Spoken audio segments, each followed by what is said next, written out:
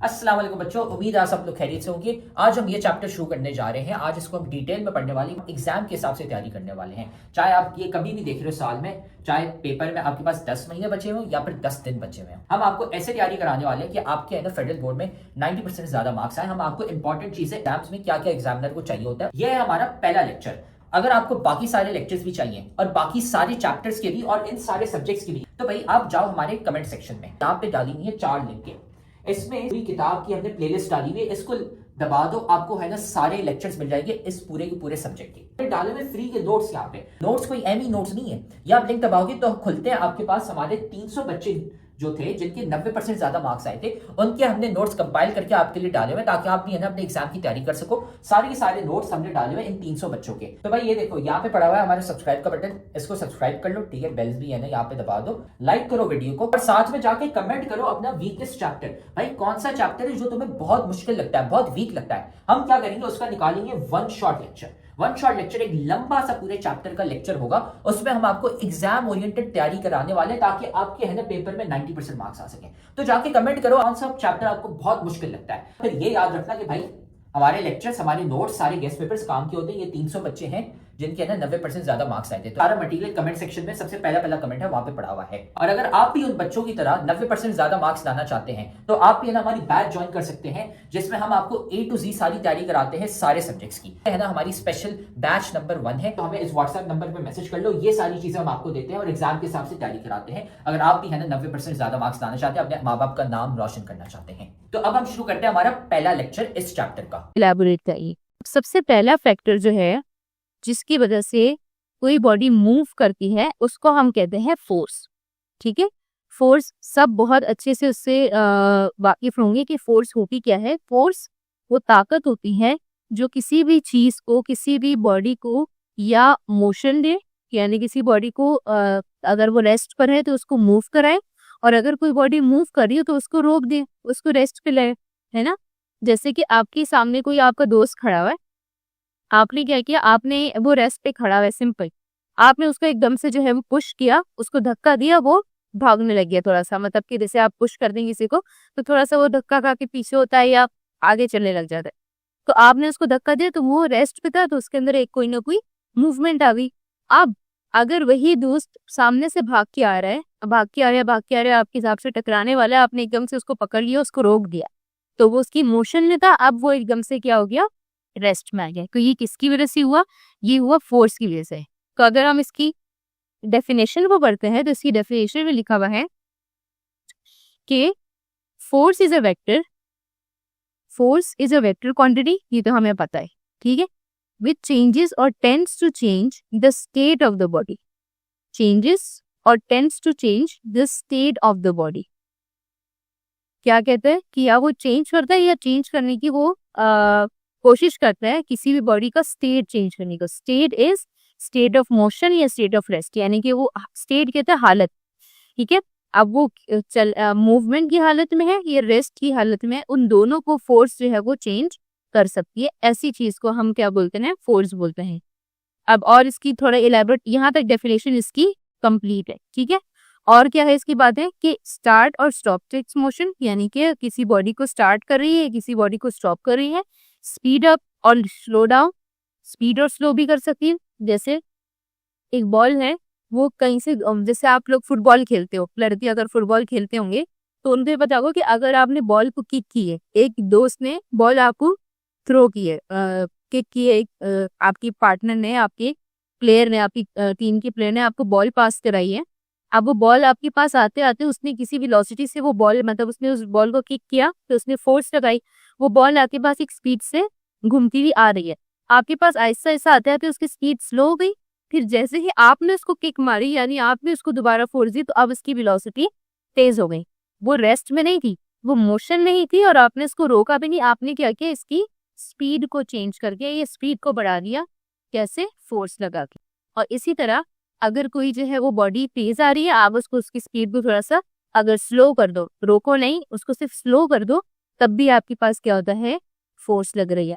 And can change the direction of its motion, और आप ये चीजें, बाकी चीजें तो कर सकते हो, लेकिन साथ साथ उसकी डायरेक्शन भी चेंज कर सकते हो। इसकी एग्जांपल तो हम फोर्स वो फुटबॉल वाले से ही लगा लेते हैं, कि बॉल आपके पास समझो कि लेफ्ट हैंड से आ रही थी, आपने जो है वो बॉल को, ये क्रिकेट की एग्जांपल ज्यादा आसान है कि बॉल आपके पास स्ट्रेट आती है, ठीक है, ये विकेट की तरफ जो है वो बॉल स्ट्रेट आती है, लेकिन जब जो बैट्समैन होता है वो जब बॉल को हिट करता है तो बॉल किसी एंगल से चली जाती है, किसी दूसरी डायरेक्शन में चली जाती है। ऐसे ही वो जिस डायरेक्शन में बॉल को मारता है वो उस डायरेक्शन में बॉल चली जाती है। तो यानी कि उसी फोर्स से आप डायरेक्शन भी चेंज कर सकते हैं। तो फोर्स के इतने सारे जो है वो काम है, आप फोर्स को किसी भी तरीके से हम डिफाइन कर सकते हैं। अच्छा, टाइप्स ऑफ फोर्सेज आती है हमारे पास कुछ कि टाइप्स किस तरह की फोर्सेज होती हैं। फोर्सेज आर ब्रॉडली क्लासिफाइड, दो तरह की होती हैं आपके पास, कॉन्टैक्ट फोर्सेस और नॉन कॉन्टैक्ट फोर्सेस। अब सबसे पहले कॉन्टैक्ट क्या है, सिंपल वर्ड से आपको समझ में आ रहा है। कॉन्टैक्ट का मतलब होता है किसी दो चीजों के मिलने को या उनके क्या कहते हैं, उनके टच होने को कॉन्टैक्ट कहते हैं, ठीक है।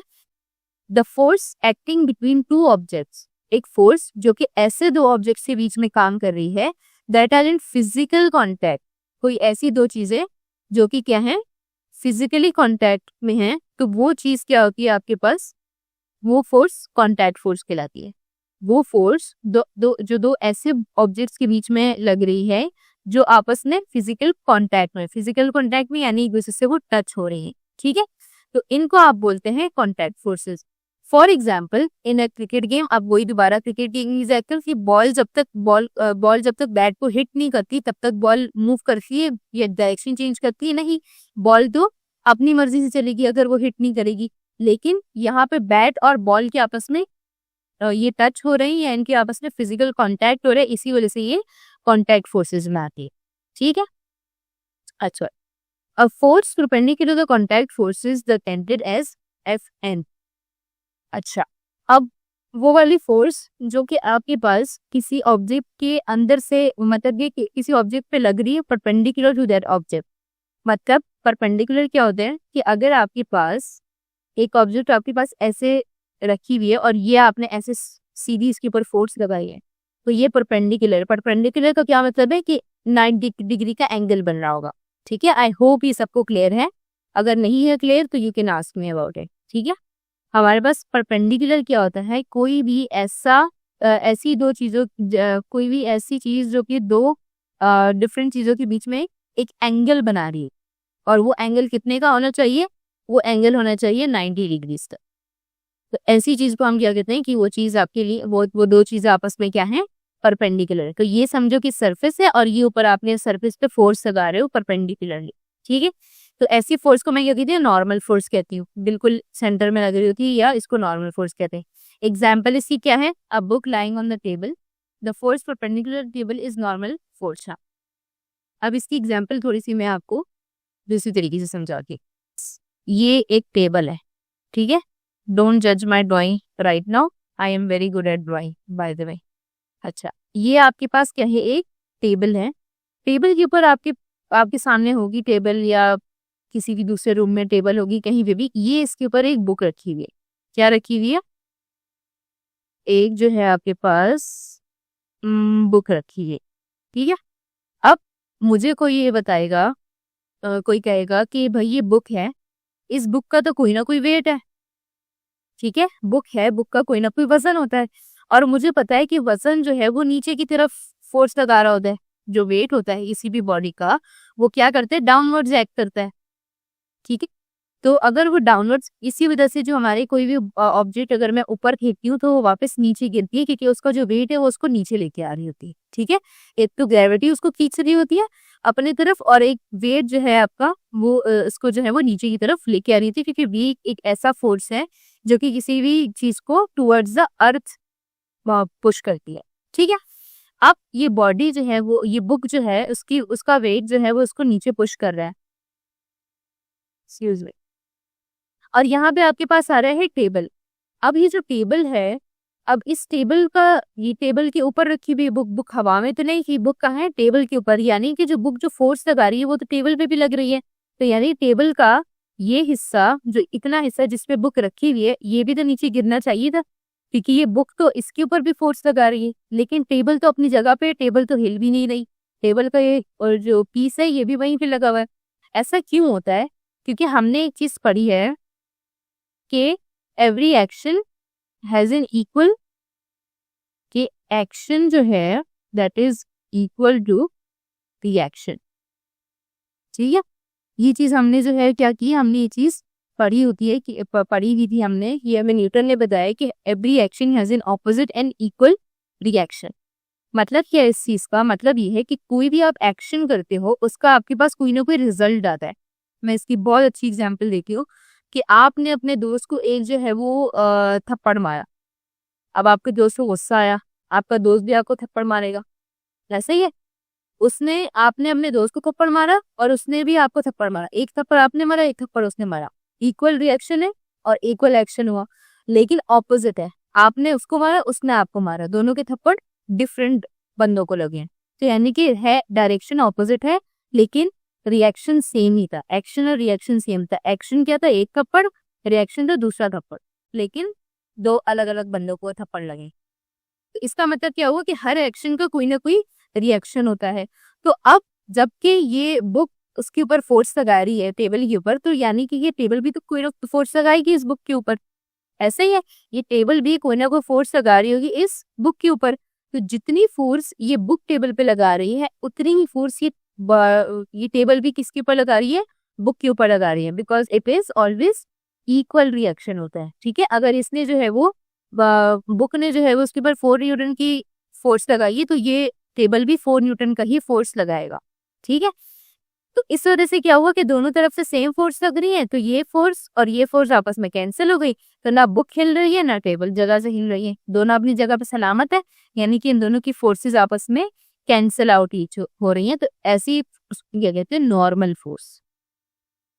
ठीक है, क्योंकि वो क्या कर रही है, एक तो देखो क्या है, परपेंडिकुलर टू द ऑब्जेक्ट लग रही है, जो अभी हमने बात की। देखो इसके अंदर भी 90 डिग्री का एंगल बन रहा है और इसके अंदर भी 90 डिग्री एंगल। ठीक है, तो जो भी फोर्सेस परपेंडिकुलर लग रही होती है वो क्या करती है, आपस में कैंसिल आउट हो जाती है और वो नॉर्मल फोर्स कहलाती है। फोर्स की बात की। अब the force that propels a flying machine direction of in the direction of motion is termed as thrust. ये मैं आपको बाद में बताती हूँ, नीचे आपकी इसकी एग्जाम्पल आएगी, हम उस पर करेंगे। ठीक है, ये जो थ्रस्ट होती है, ये जो बात ये थ्रस्ट, थ्रस्ट क्या होता है बेसिकली, आपने पानी में कोई चीज आपने पानी होता है, पानी में आपने कोई चीज जो है वो थ्रो की, यानी आपने बॉटल आपने अंदर, अच्छा बॉटल, खाली बॉटल है प्लास्टिक की, आपने पानी पड़ा हुआ है, आपने वो पानी की खाली जो बॉटल है वो उसके अंदर ऐसे डिप की पानी के अंदर। अब जैसे ही आप अपना मतलब किसी न किसी फोर्स से आपने उसको डिप की, जैसे ही आप अपना हाथ हटाते हो वो पानी की बॉटल थोड़ी देर में ऊपर आ जाएगी। ऐसे ही है, ऊपर क्यों आई, वो ऊपर इसलिए आई कि जितना फोर्स वो बॉटल को अंदर देने में आपने लगाया था ना, उतना ही फोर्स नीचे से पानी जो है वो उसके पर लगाएगी उसको वापस ऊपर फेंकने में। तो वो उसका जो वापसी फोर्स होगी, क्योंकि आपने तो अपनी फोर्स, अगर आप अपनी फोर्स लगाए रखते, अगर आप अपनी फोर्स नहीं हटा दे तो बॉटल भी वही रहती, आपका हाथ भी वही रहता और पानी भी वही रहता।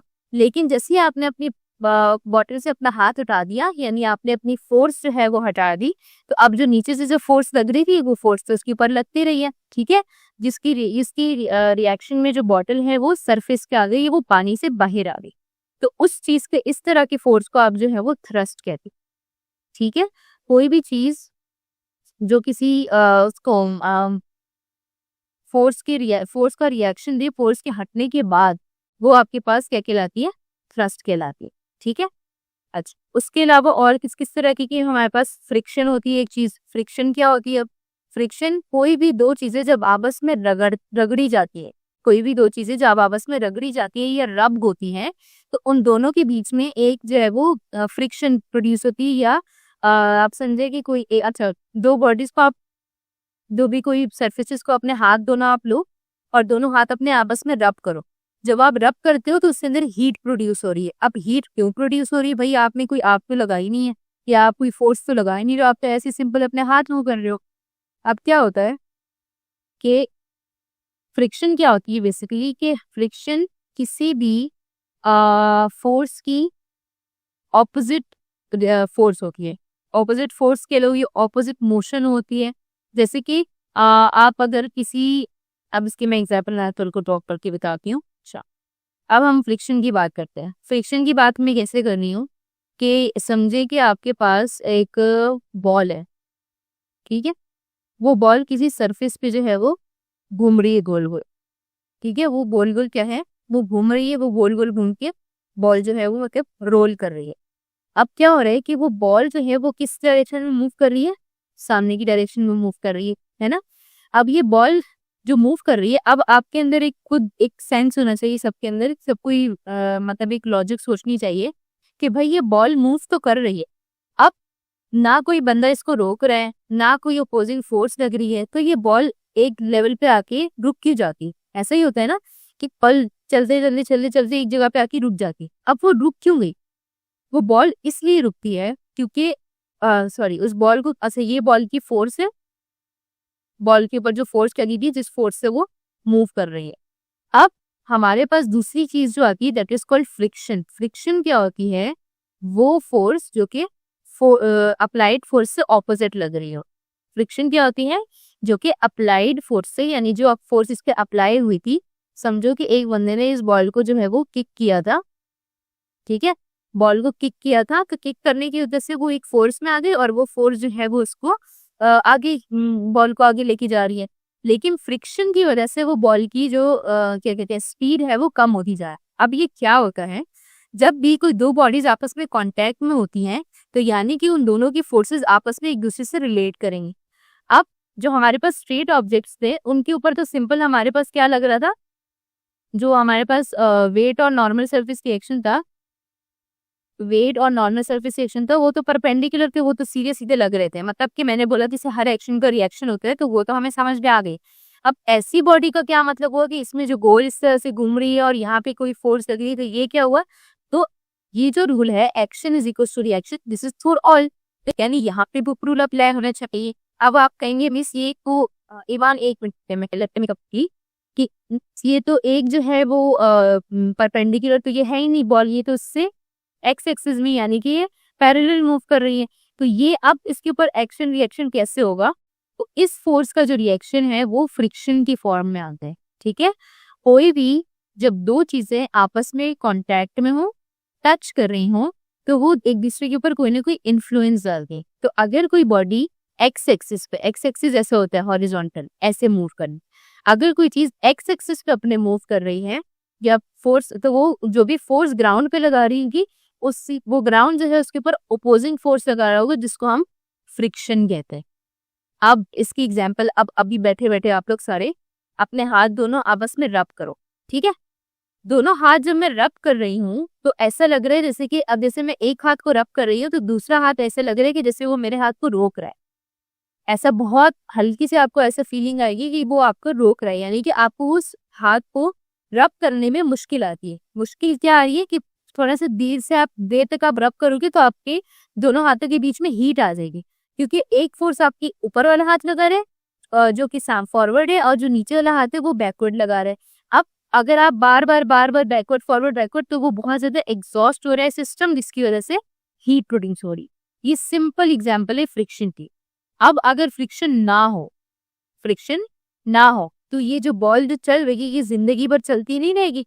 अगर कोई ओपोजिंग फोर्स ना होती तो ये बॉल तो जिंदगी भर ऐसी चलती रहेगी, क्योंकि उसको तो कोई चीज, मतलब अगर कोई इसको रोके भी नहीं और कोई इसको कोई रुकावट ना इसके रास्ते में, तो ये तो जिंदगी भर चलती ही रहेगी ये बॉल, अगर कोई ओपोजिंग फोर्स ना लगे।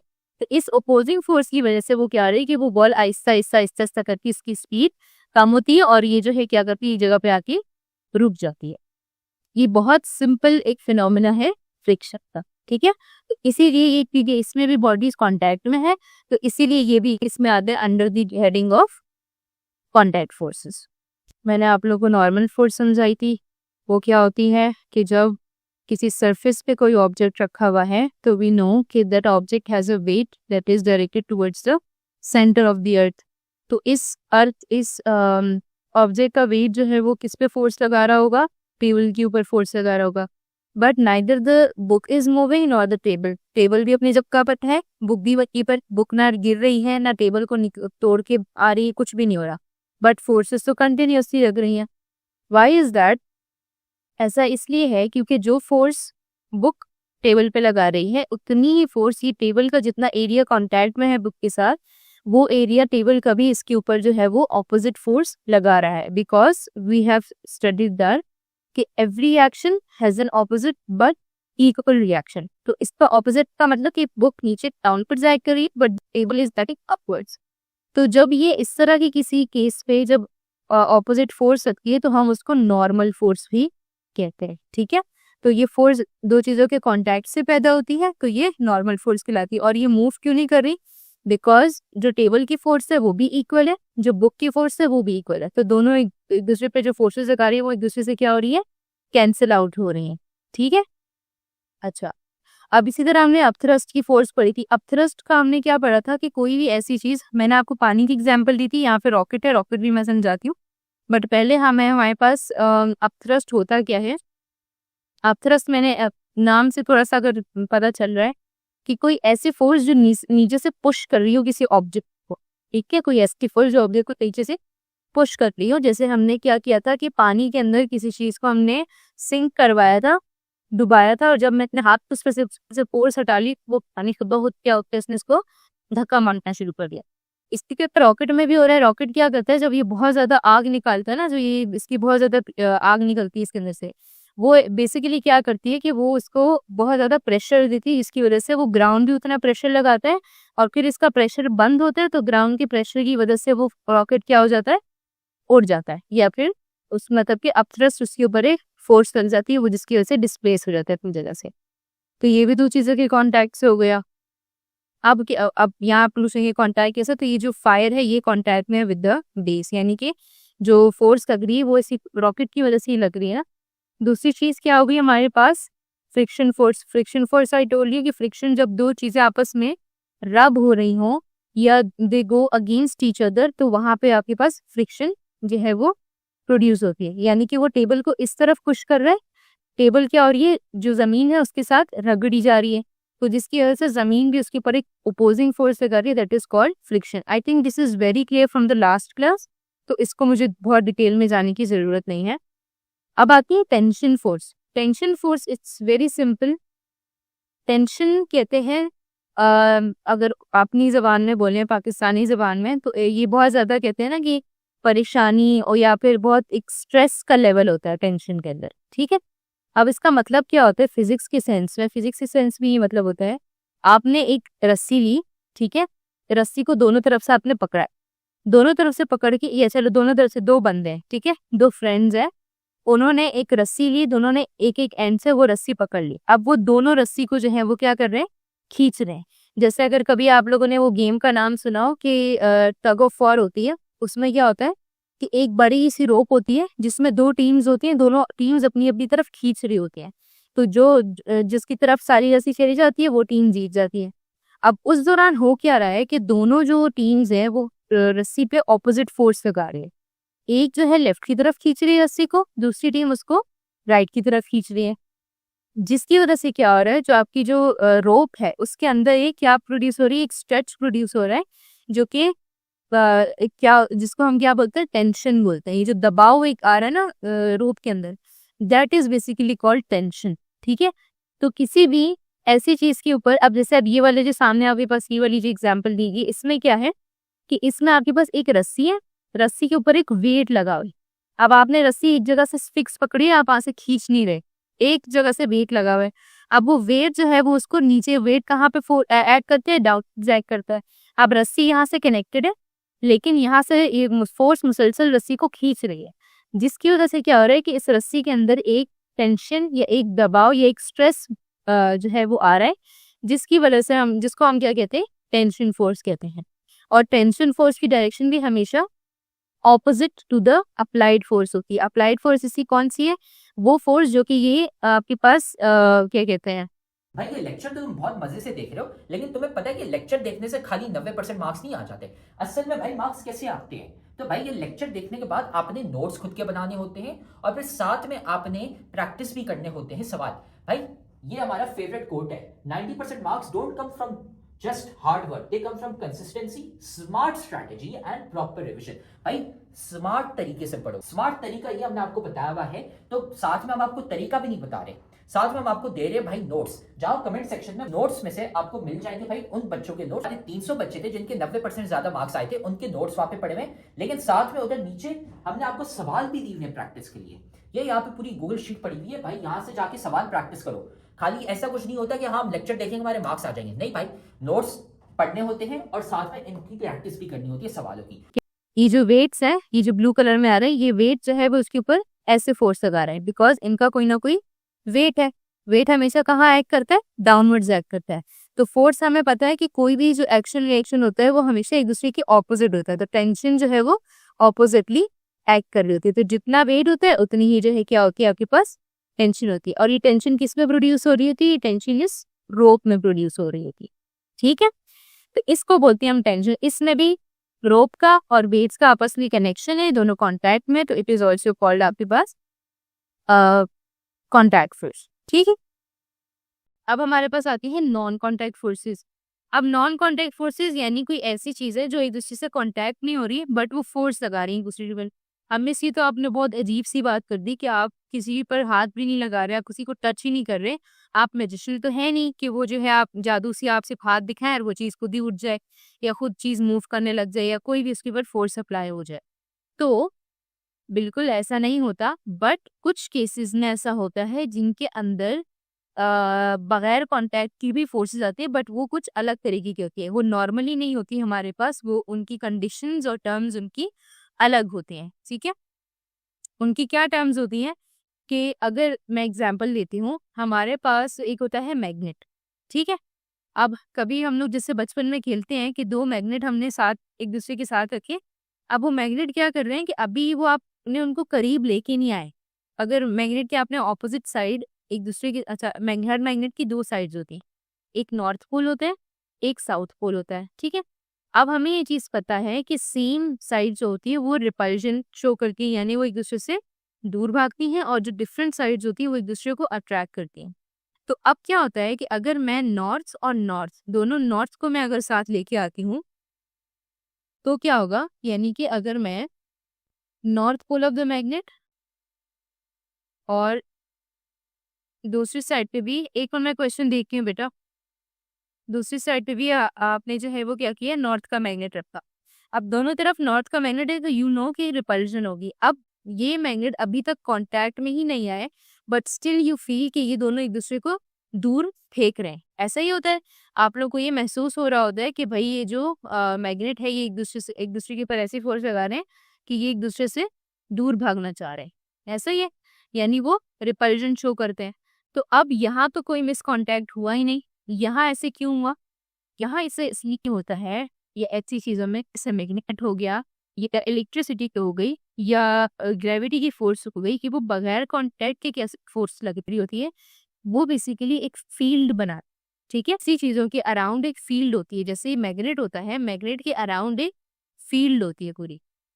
फील्ड का मतलब क्या होता है, वो एरिया जिस एरिया में किसी भी मैग्नेट का या किसी इलेक्ट्रिसिटी का या ग्रेविटेशनल फील्ड का जो है वो असर जाएगा, तो उस चीज को मैं बोलती हूँ फील्ड। इलेक्ट्रिक फील्ड या मैग्नेटिक फील्ड या ग्रेविटेशनल फील्ड, किसी भी किस्म की फील्ड होती है। फील्ड कहते हैं ना, जैसे कोई ऐसे बहुत बड़ा मैदान हो या कुछ ऐसा हो, तो इसमें भी ऐसा होता है कि जो मैग्नेट्स होते हैं वो अपने अराउंड एक फील्ड पोजेस करते हैं, जिसकी वजह से जब एक फील्ड दूसरे फील्ड के अंदर आ जाती है, कि फील्ड में आ जाते हैं, तो वो क्या करते हैं, फील्ड में आने के बाद वो एक दूसरे को फील्ड, मतलब फील्ड आ गई यानी कि दोनों के पास सेम फील्ड आ गई, तो वो फील्ड्स एक दूसरे को क्या कर रही है, रिपल्स कर रही है या दूर दूर एक दूसरे को फेंक रही है। तो ये भी मैग्नेट अभी तक टच नहीं हुए बट उनकी फील्ड्स टच हुई है, ठीक है। तो उनके अंदर कोई फिजिकल कांटेक्ट नहीं आया है, सिर्फ उनकी फील्ड टच हुई है, जिसकी वजह से क्या हुआ है कि आपका जो मैग्नेट है वो पुल हो रहा है, पुश हो रहा है एक दूसरे से, ठीक है। इसी तरह अगर मैं इसको नॉर्थ की जगह इसके ऊपर मैं साउथ लगा दूं, तो साउथ पोल और नॉर्थ पोल हमें पता है कि एक दूसरे को अट्रैक्ट करते हैं। तो हमें ये पता है कि अभी तक हमने मैग्नेट को टच नहीं किया, लेकिन वो करीब आती है, वो इतनी फोर्स आती है कि वो एक दूसरे को खींच लेते हैं। अब वो किस वजह से होता है, वो भी ऐसा ही होता है कि जब उनकी फील्ड्स इंटरसेक्ट करती हैं एक दूसरे से, तो वो फील्ड एक दूसरे को जो है वो पुल करती हैं, एक दूसरे को अट्रैक्ट करती हैं, जिसकी वजह से मैग्नेट करीब आ जाते हैं। ये हमारे पास नॉन कॉन्टैक्ट फोर्स की एग्जाम्पल है। इसी तरह इलेक्ट्रोस्टैटिक फोर्स, जो इलेक्ट्रिसिटी होती है, वो भी इसी तरह क्या करती है कि वो एक जो है फील्ड उसके अराउंड आती है कि उस फील्ड में अगर कोई ऑब्जेक्ट जाता है तो वो भी इलेक्ट्रिसिटी फील कर सकता है। इसी तरह ग्रेविटेशनल फोर्स होती है, हमें पता है नीचे ज़मीन जो है वो हमारे ऊपर, अर्थ का सेंटर हमारे पर ग्रेविटेशनल फोर्स लगा रहा है जिसकी वजह से हम नीचे खींच रहे हैं। अब हमें तो हमारा कोई कांटेक्ट तो हो ही नहीं रहा ग्रेविटी के साथ। ग्रेविटी कहाँ होती है? सेंटर ऑफ द अर्थ में, अर्थ की सरफेस पे नहीं होती, सेंटर ऑफ द अर्थ में होती है, वहां से हमें पुल कर रही होती है। तो basically centre of the earth से भी इतनी फील्ड बनी होती है to the surface of the earth, और कुछ हद तक उस अर्थ से ऊपर भी वो फील्ड होती है, जब जिसकी वजह से हम लोग जब उस फील्ड के अंदर हैं तो हम हमेशा towards the centre of the अर्थ हमारी जो है वो बॉडी लाई करेगी या हमारा वेट उस तरफ अट्रैक्ट करेगा। सिंपल ऐसे भी कह लें कि अगर जैसे कोई बॉल में ऊपर फेंकती है या कोई चीज में ऊपर फेंकती हूँ, तो वो क्या करता है, वो वापस नीचे आता ही है, वो हवा में रहता नहीं। अब इसकी मैं आपको एग्जांपल देती हूँ कि फील्ड, मतलब फील्ड तो फिर जितना भी, हम तो इतना ऊपर आसमान में रहें, जैसे अगर जहाज इतना ऊपर होता है, जहाज अगर जो है वो खराब हो जाए तो वो तो जहाज नीचे गिरता है। क्यों नीचे गिरता है? वो तो इतना ऊपर है जमीन से। तो जमीन की जो फील्ड है, जो ग्रेविटी की फील्ड है, वो काफी ऊपर की लेवल तक है। लेकिन एक लेवल ऐसा आता है जहाँ पे ये फील्ड का असर खत्म हो जाता है, तो वहां से चीजें नहीं गिरती। नॉन कॉन्टैक्ट फोर्सेस, ठीक है। नॉन कॉन्टैक्ट फोर्स में हम लोगों ने क्या, कौन कौन सी फोर्सेस पढ़ी थी? हम लोगों ने पढ़ी magnetic force, gravitational force and electrostatic force. I hope सबको है कि क्या होती है magnetic, electrostatic and gravitational forces. Static force वो होती हैं जो कि या तो आप कह दें कि मतलब कोई चार्जेस की वजह से, चार्ज ऑब्जेक्ट्स की आपस में जो फोर्स होती है, फोर्स ऑफ अट्रैक्शन और रिपल्शन, वो आपके पास इलेक्ट्रोस्टैटिक फोर्स कहलाती है, ठीक है। जैसे कि अगर कोई दो नेगेटिवली चार्ज्ड एटम्स हैं या इलेक्ट्रॉन्स हैं, इलेक्ट्रॉन्स तो नेगेटिव ही होते हैं, बट इफ अगर कोई दो नेगेटिवली चार्ज्ड एटम्स हैं, वो करीब आ रहे हैं तो वो एक दूसरे से दूर होंगे। इसी तरह अगर कोई पॉजिटिव और नेगेटिव होगा तो वो करीब आएंगे। ये केमिस्ट्री में हमने पढ़ा होगा कि हमेशा नेगेटिव और पॉजिटिव अट्रैक्ट करते हैं एक दूसरे को, ठीक है। तो ये वो वाली फोर्सेस भी होती हैं कि बगैर टच किए, बगैर होती है, वो पहले ही, टच होने से पहले ही वो एक दूसरे के ऊपर फोर्स लगा रहे हैं। क्यों? बिकॉज वो अपने अराउंड एक फील्ड क्रिएट कर देते हैं जिसका असर दूर दूर तक जा रहा होता है, ठीक है। तो इस तरह से इन फोर्सेस को हम नॉन कॉन्टैक्ट, मतलब एट द एंड आके वो कॉन्टैक्ट में हो जाते हैं, but before coming to contact वो फोर्स अपने ऊपर फोर्स एक दूसरे के ऊपर एक्सपीरियंस करना शुरू कर देते हैं। इसीलिए ये नॉन कॉन्टैक्ट फोर्सेस होती हैं, ठीक है। अब हमारे पास फंडामेंटल फोर्सेस इन नेचर। अब नेचर में कौन कौन सी फोर्सेस होती हैं? हमारे पास बहुत सारी नेचर में भी फोर्सेस होती हैं।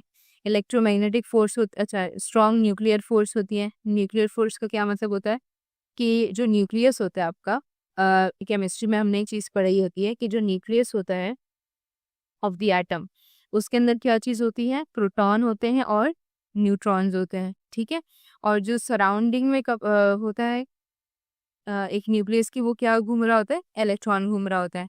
तो अब हमें ये पता है कि जो प्रोटॉन्स हैं वो टाइटली पैक्ड होते हैं न्यूक्लियस के अंदर, और वो न्यूक्लियस से हिलते नहीं, न्यूक्लियस में ही रहते हैं।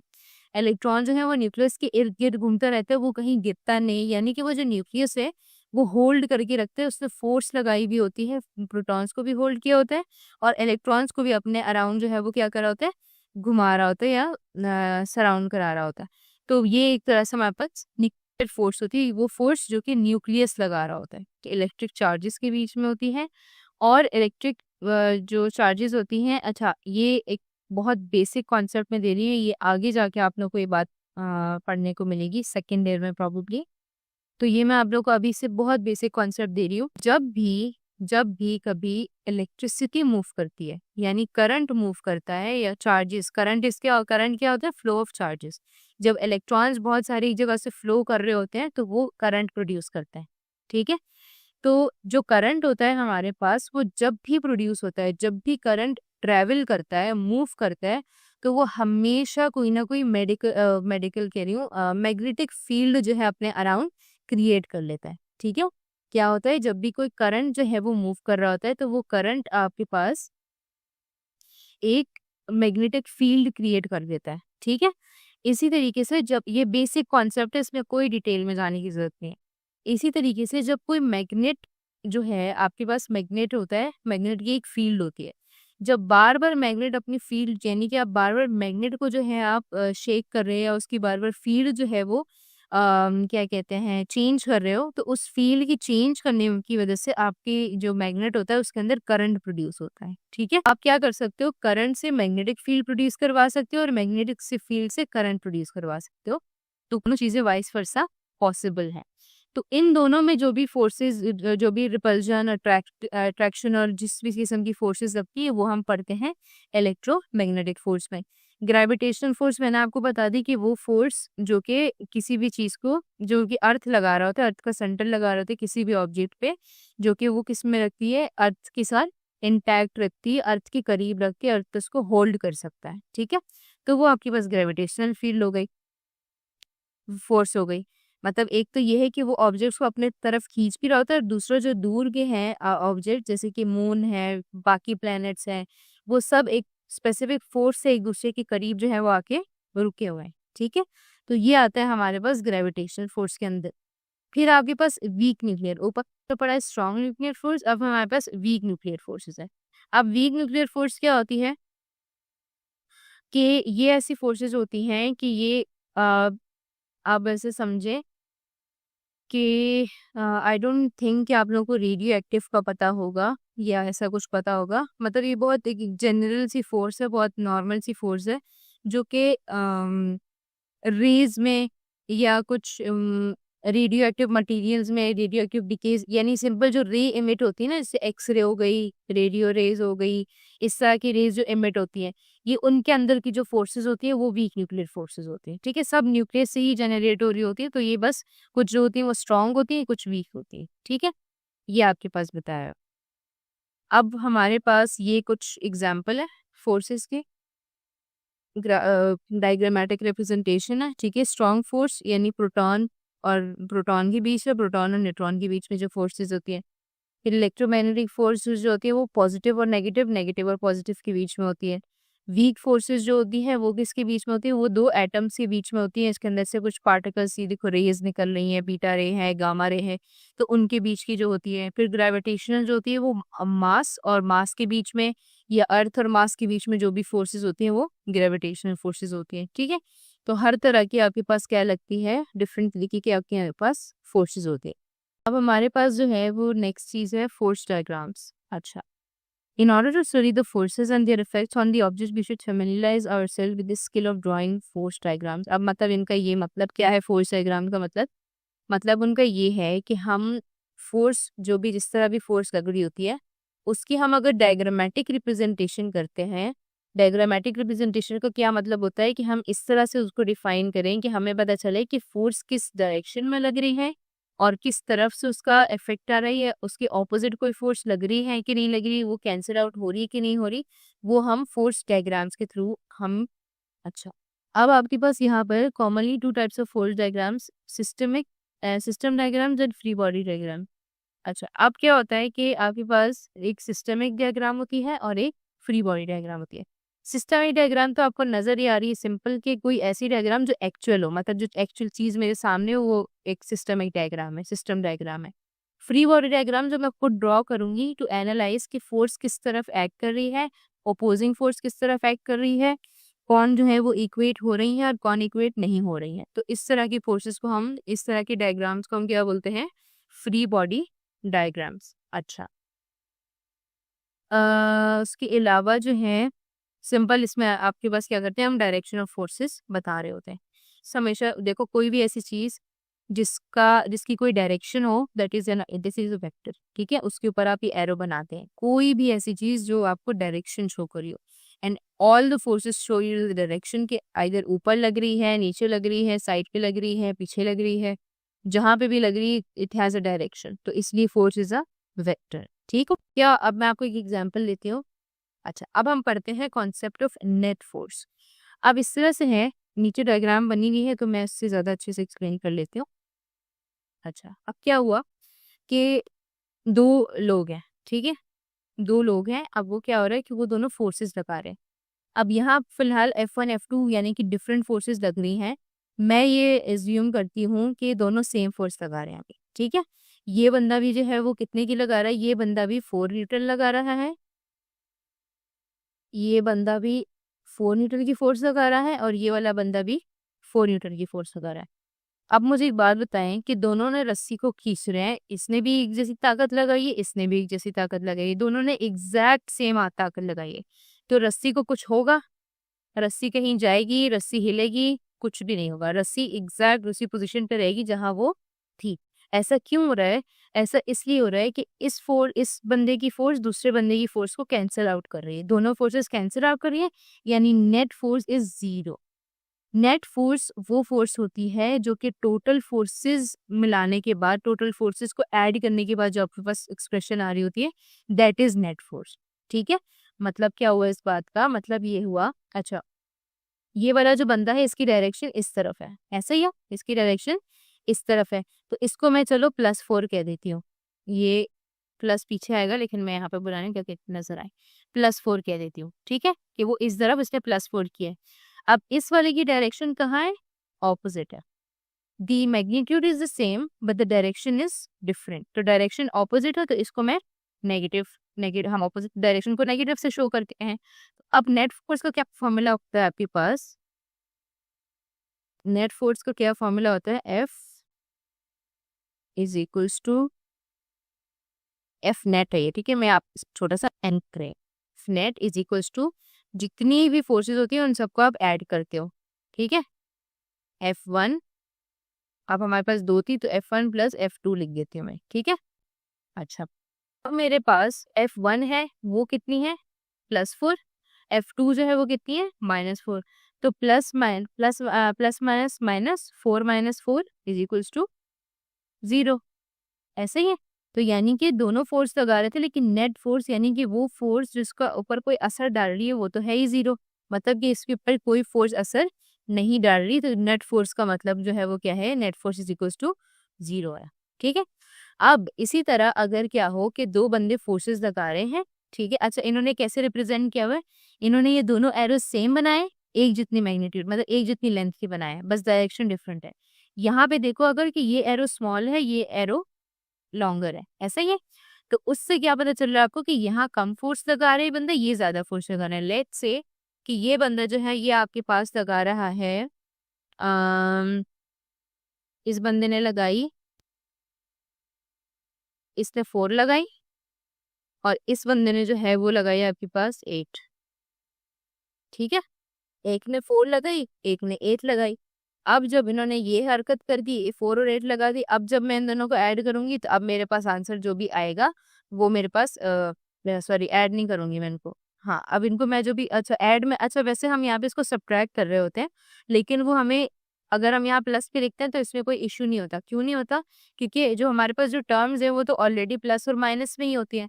अब आप यहाँ प्लस माइनस करो या डायरेक्ट आप फॉर्मूला में माइनस डाल दो तो एक ही बात होती है। ठीक है, इसी तरह अगर मैं इसको करती हूँ, अब हम लोग हमेशा बड़ी वाली फोर्स बड़े में से छोटा माइनस करते हैं, ऐसा ही होता है, हमेशा हम बड़े में से छोटा माइनस करते हैं। तो अगर इधर मैं बात करती हूँ,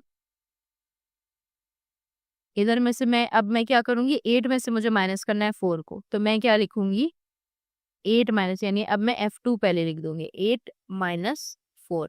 अगर हमारे पास F1 और F2 दोनों सेम थी तो दोनों को मैं किसी को भी पहले लिखूं, इट डजंट मैटर। ठीक है, इसको मैं ना फॉर्मूला में ही चेंज कर लेती हूँ ताकि कंफ्यूजन ना हो। आप डायरेक्ट इसको फॉर्मूला में माइनस, जब, अच्छा अब ये याद रखेंगे जब फॉर्मूला में माइनस होगा तो यहाँ प्लस माइनस नहीं होना चाहिए। ठीक है, ये आपके लिए सिर्फ एक्सप्लेनेशन के लिए कि प्लस का मतलब कि नए पॉजिटिव एक तरफ डायरेक्शन और नेगेटिव यानी इसकी ऑपोजिट डायरेक्शन। तो हमारे पास जो एफ नेट आता है वो आता है F1 माइनस, अब अगर सेम है तो मैं F1 पहले लिखूँ, F2 पहले लिखूँ, कोई इश्यू नहीं है। लेकिन अगर फोर्सेस डिफरेंट है तो मैं हमेशा ग्रेटर फोर्स पहले लिखूंगी और स्मॉलर, क्योंकि जाहिर सी बात है अगर मैं 4 में से 8 माइनस करूंगी तो फिर तो मेरे पास आंसर माइनस में आएगा जो कि एक्यूरेट नहीं होगा। तो मुझे किससे चाहिए, मुझे आंसर प्लस में चाहिए, तो इसलिए मैं बड़ी वैल्यू को पहले रखूंगी, छोटी वैल्यू को मैं बाद में रखूंगी। तो इनमें से अगर मैं माइनस करूंगी तो नेट फोर्स क्या हो गई, 4, यानी कि इस रोप के ऊपर जो नेट फोर्स लग रही है वो कितनी लग रही है, 4 लग रही है। 4 कौन सी, ये 4 नहीं लग रही, इसका 4, तो इसके 8 के अंदर से जो 4 है उसके साथ कैंसिल हो गया था, है ना।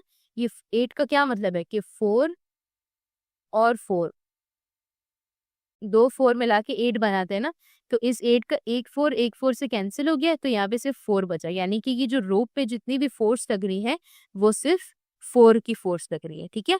वरना इसके ऊपर कितनी फोर्स लग रही थी, 8 लग रही थी और 4, यानी कि टोटल 12 फोर्स लग रही थी। लेकिन बीच में उनकी डायरेक्शन ऑपोजिट थी, इसलिए मैंने नेट निकाला। नेट के बाद मुझे पता चला कि ये जो रोप है ये सिर्फ 4 न्यूटन की फोर्स को एक्सपीरियंस कर रहा है, ठीक है। तो इस तरह से हम कोई भी नेट फोर्स निकाल सकते हैं। और डायरेक्शन क्या होगी नेट फोर्स की, जहाँ पे ग्रेटर फोर्स होगी, ऑब्वियसली वही डायरेक्शन होगी नेट फोर्स की, ठीक है। Diagrams and resultant net force. अच्छा, अब कुछ हमारे पास फ्री बॉडी डायग्राम्स इन्होंने बनाई हैं और उसका नेट फोर्स हमें नहीं पता है। सिंपल वही चीज है, बस एग्जाम्पल अब आपने लेनी है। अब देखो, अब हमने अभी तक क्या पढ़ा कि दो फोर्सेस लग रही हैं, दोनों ऑपोजिट डायरेक्शन में लग रही है। ऐसे ही पढ़ा था हमने, दो फोर्सेस लग रही हैं, दोनों किस डायरेक्शन में लग रही हैं, ऑपोजिट डायरेक्शन में लग रही हैं।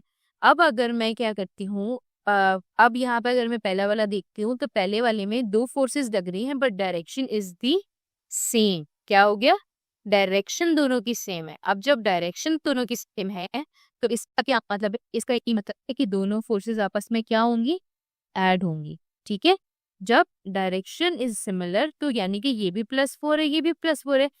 -4 तो सिर्फ तब आएगा ना अगर डायरेक्शन दूसरे एरो की डिफरेंट होगी, लेकिन दोनों की डायरेक्शन सेम है तो ये भी +4 ये भी +4, तो दोनों मिलके ऐड होके 8, यानी कि इस ट्रॉली पे टोटल वेट जो है दोनों फोर्सेस ऐड, यानी एक बंदा पीछे से धक्का दे रहे हैं, एक बंदा आगे से आगे से खींच रहा है, ठीक है। एक खींच रहा है, एक पुश, एक ये वाला पुल है और ये वाला पुश है, यानी कि दोनों फोर्सेस क्या हो रही हैं, ऐड हो रही है। तो टोटल इसके ऊपर 8 न्यूटन की फोर्स, यानी कि इसके ऊपर नेट फोर्स जो है वो कितनी की लग रही है, 8 न्यूटन की। इसीलिए मैंने फॉर्मूला में आपको प्लस लिखवाया था, तो क्योंकि अब यहाँ पे देखो हमने नॉर्मल ऐड कर दिया है ना। वरना अगर आपको फॉर्मूले का नेगेटिव याद होगा तो फिर आप कहोगे कि मिस ये तो दोनों अगर मैं माइनस करूँ तो 0 बन रहा है। लेकिन the main thing you should remember, इस स्केल की डायरेक्शन देखनी लाजमी है। तो आप लोग प्लस माइनस वाला अगर याद रहता तो इट्स मच बेटर कि +4 तो इज इक्वल्स टू +8 न्यूटन। तो ये नेट फोर्स होगी इसकी। फिर मैं नेक्स्ट के पास आ रही हूँ। अब देखो नेक्स्ट में क्या हुआ कि ये आपके पास एक तरफ से फोर्स लग रही है, दूसरी फोर्स आपके पास उल्टी लग रही है, नेगेटिव डायरेक्शन या ऑपोजिट डायरेक्शन है। मैग्नीट्यूड दोनों का 4 है, दोनों का मैग्नीट्यूड सेम है बट डायरेक्शन सेम नहीं है, इसीलिए एक प्लस है और एक माइनस है। तो अगेन वही वाली बात, plus minus, -4 - 4 is equals to 0 newton. तो इसकी नेट फोर्स क्या है, 0। के पास दो और फोर्सेज है, दैट इज 4 + 7। अब क्या है, दोनों की डायरेक्शन सेम है, दोनों की डायरेक्शन क्या होगी, सेम। इसमें भी बिल्कुल ऐसे ही करेंगे जैसे हमने फर्स्ट में किया था कि दोनों के हम फोर्सेस को ऐड कर देंगे क्योंकि डायरेक्शन सेम है, ठीक है। तो उनकी टोटल होके 11 न्यूटन की बन गई। अब दोबारा एक नई फोर्स है जिसमें दोनों तरफ से फोर्सेस लग रही हैं, ऑपोजिट तरफ से फोर्सेस लग रही हैं, ठीक है। दोनों की डायरेक्शन फोर्सेस की सेम नहीं है, डायरेक्शन तो सेम नहीं है बट इनकी मैग्नीट्यूड्स भी सेम नहीं है। एक का 3 न्यूटन है, एक का 8 न्यूटन है। अब 8 के साथ माइनस क्यों लिखा है, क्योंकि ये ऑपोजिट डायरेक्शन में है। अब आप जब इसको करोगे कि प्लस माइनस माइनस, तो आपके पास क्या आ गई, -5, ठीक है। तो इस तरीके से आपके पास क्या आती है, नेट फोर्सेस को आप कैलकुलेट कर सकते। तो उम्मीद है अब आपको है ना ये टॉपिक समझ आ गया। हमने सारे के सारे सब्जेक्ट्स और सारे के सारे चैप्टर्स के हमने नोट्स डाले हुए हैं, लेक्चर्स डाले हुए हैं। इधर कमेंट सेक्शन में चले जाओ, नोट्स पढ़े हुए हैं, लेक्चर्स पढ़े हुए हैं, गेस्ट पेपर भी हम आपको दे रहे हैं और इंपॉर्टेंट चीजें भी बता रहे हैं ताकि आपको है ना एग्जाम की डेट्स भी पता चल जाए और आपका एग्जाम मिस ना हो जाए। सारी चीजें हमने कमेंट सेक्शन में डाली थी, वहां से है ना जाके वसूल कर लो इसको। तो आप देख रहे हो कि हमारी इतने सारे बच्चे हैं जिनके 90% ज्यादा मार्क्स आए। क्यों? सवाल देने के साथ साथ हम सिखाते हैं कि भाई आंसर कैसे लिखते हैं। आंसर लिखने का एक तरीका होता है, वो तरीका हम सिखाते हैं सिर्फ और सिर्फ हमारी बैच वाले बच्चों को, इसलिए हमारे इतने सारे बच्चे हैं जिनके 90% ज्यादा मार्क्स आए हैं। तो अगर आप भी हमारी बैच ज्वाइन करना चाहते हैं ताकि आपके भी 90% से ज्यादा मार्क्स आए, तो हमारी बैच के लिए इस व्हाट्सएप नंबर पे हमें मैसेज कर लो, आपको ये सारी चीजें मिल जाएंगी। हम आपको सिखाएंगे कि भाई आंसर कैसे लिखते हैं। टॉपर बच्चे जो 90% ज्यादा मार्क्स लाते हैं वो आंसर कैसे लिखते हैं ताकि एग्जामिनर मार्क्स काट ही ना सके, ताकि वो एग्जामिनर बोले भाई ये लो फुल मार्क्स। हमें इस व्हाट्सएप नंबर पे मैसेज कर लो और हम आपको ऐड कर लेंगे हमारी बैच में, और फिर आप भी है ना 90% से ज्यादा मार्क्स ला सकते हैं।